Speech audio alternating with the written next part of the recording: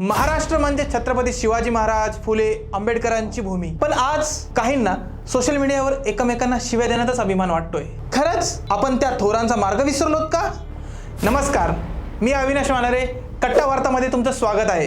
पूर्वीचा महाराष्ट्र गुन्ह्यांपेक्षा विचारांनी श्रीमंत, संवादाने सशक्त आणि विविधतेने नटलेला होता. पण आज जात, धर्म, भाषा, राजकारण या प्रत्येक गोष्टीच्या नावावर ठिणग्या उडवतात आणि माणसांमध्ये दुरावा निर्माण होतोय. शिवाजी महाराजांनी सगळ्या जाती धर्मांना एकत्र आणले. महात्मा फुलेंनी सर्वांना हक्क सांगितला. आंबेडकरांनी समतेसाठी लढा दिला.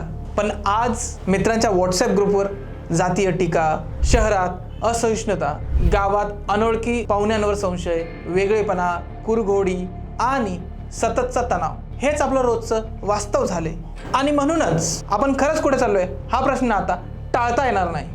थोरांचे आदर्श, लोकशाहीचा अर्थ आणि माणुसकीचं नातं हे पुन्हा मनात कोरावं लागेल. मतभेद असू शकतात, पण त्यांना सन्मान द्यायला शिकायला हवं. कारण संवादच समाजाला जोडतो, कट्टरता नव्हे. तुमच्या मते समाजात एकोपा आणि बंधुत्व टिकवण्यासाठी आपण रोज काय करू शकतो?